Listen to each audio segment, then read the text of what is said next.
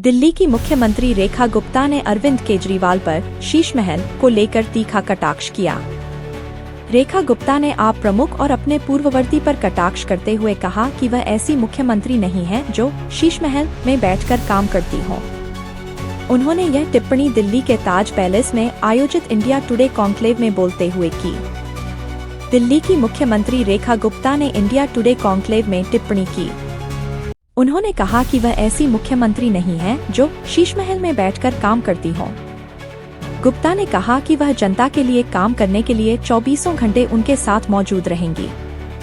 दिल्ली की मुख्यमंत्री रेखा गुप्ता ने शुक्रवार को इंडिया टुडे कॉन्क्लेव में बोलते हुए अपने पूर्ववर्ती और आम आदमी पार्टी आप प्रमुख अरविंद केजरीवाल पर कटाक्ष किया। शीश महल विवाद का जिक्र करते हुए गुप्ता ने कहा कि वह ऐसी मुख्यमंत्री नहीं है जो शीश महल में बैठकर काम करती हो।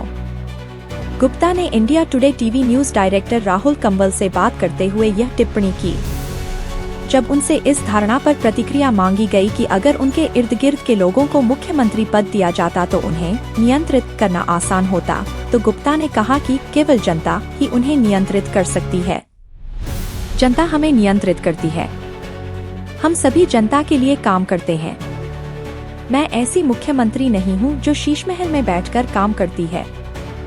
मैं ऐसी मुख्यमंत्री हूं जो 24 घंटे जनता के साथ रहती है और उसके अनुसार काम करती है। इसलिए मैं जनता द्वारा नियंत्रित होने जा रही हूं। जहां तक मेरे सहयोगियों का सवाल है, मैं उनसे जितना मार्गदर्शन और मदद मिल सकती है स्वीकार करूंगी, रेखा गुप्ता ने इंडिया टुडे कॉन्क्लेव में कहा। दिल्ली की मुख्यमंत्री से यह भी पूछा गया कि वह दिल्ली कैबिनेट में लड़कों के क्लब की चुनौती का सामना कैसे करेंगी। यह सवाल भाजपा के दिग्गजों के संदर्भ में था, जिसमें प्रवेश वर्मा भी शामिल थे, गुप्ता के 6 कैबिनेट मंत्रियों में से एक और जिन्होंने केजरीवाल को नई दिल्ली सीट से हराया था। हालांकि उन्होंने अपने जवाब में कूटनीतिक रुख अपनाया और साफ कर दिया कि वे सभी टीम मोदी हैं और उन्हें जो जिम्मेदारी दी गई है उसे गंभीरता से लेते हैं। हमें किसी भी तरह की गलत धारणा में नहीं रहना चाहिए। दिल्ली में यह बड़ी जीत राजधानी के नागरिकों और प्रधानमंत्री नरेंद्र मोदी के नेतृत्व की वजह से संभव हुई है। हम टीम मोदी हैं और अगर हम में से किसी को कोई जिम्मेदारी दी जाती है तो हम एक टीम के रूप में काम करते हैं और अपने कर्तव्यों को पूरा करते हैं। अगर मैं दूसरी तरफ होता तो एक पल भी ऐसा नहीं आता जब मुझे लगता कि जिम्मेदारी किसी और को क्यों दी गई। उन्होंने कहा, टीम मोदी एक इकाई के रूप में काम करेगी क्योंकि हमारा लक्ष्य विकसित दिल्ली है और हम उसी दिशा में काम करेंगे। दिल्ली की मुख्यमंत्री, जो शालीमार बाग निर्वाचन क्षेत्र से पहली बार विधायक बनी हैं, ने अपनी पार्टी के रुख को दोहराया कि वह शीश महल में नहीं रुकेंगी।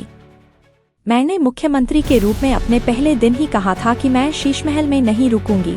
गुप्ता ने आगे कहा कि उन्हें जनता की कड़ी मेहनत की कमाई को अपने आराम के लिए इस्तेमाल करने का कोई अधिकार नहीं है। यह संपत्ति दिल्ली की जनता की है। यह उनके लिए फायदेमंद होगी और उनके लिए इसी के इर्द गिर्द एक अच्छी परियोजना की योजना बनाई जाएगी।